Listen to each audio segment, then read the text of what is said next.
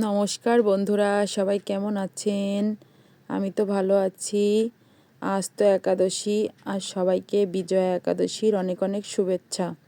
সকালবেলা উঠেই তো সমস্ত কাজকর্ম সেরে সকাল সকাল মেয়েকে বললাম, মা তুই পুজোটা দে, ও পুজো দিচ্ছে। আমি এদিকে স্নান করে একাদশীর খাবার তৈরি করতেছি।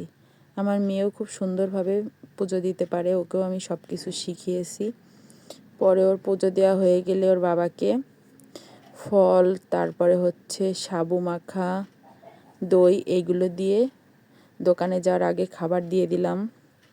আর আজকে একাদশীর মেনুতে অনেক কিছুই ছিল, ফল, সাবু মাখা, তারপরে দই, বাদাম ভাজা, তারপরে হচ্ছে আমার ছেলে মেয়ে ওরাও একাদশী করছে, তাই ওদের জন্য আবার এই ফ্রেঞ্চ ফ্রাই মানে লম্বা লম্বা করে আলু ভাজা করছি, তারপরে তরকারি রান্না করেছি সবার জন্য, তার সাথে ছিল শসা। এগুলোই আজকে সবাই একাদশীতে খেয়েছে। পরে ওর বাবাকে আবার দুপুরবেলা একাদশীর খাবার দোকানে পাঠিয়ে তারপরে আমরা তিনজন আবার খেতে বসলাম। আমি, মেয়ে, ছেলে, আমার শাশুড়ি একাদশী ছিল, তাকেও খাবার দিলাম। সবাই মিলে একাদশীর খাবার খেয়ে নিলাম।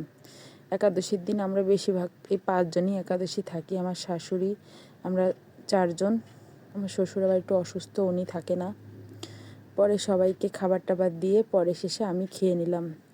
আর কে কে আজকে বিজয়া একাদশী করেছেন বন্ধুরা, অবশ্যই কমেন্টে জানাবেন। একাদশী করলে শরীর ও মন স্বাস্থ্য দুইটাই ভালো থাকে। আমিও সব একাদশী করি, হয়তো অনেক শরীর অসুস্থ থাকলে মাঝে মাঝে একটা বাদ যায়, কিন্তু সবসময় চেষ্টা করি একাদশী করার। আর আমাদের বাড়ির সবাই একাদশী করে, ওর বাবাও করে। আর আজ তো একাদশীর প্রসাদে এইগুলোই খাবার খেতে হয়। যারা একাদশী করে তারা সবাই জানে যে আমাদের হিন্দু ধর্মের একাদশীতে এইসব খাবারই খেতে হয়।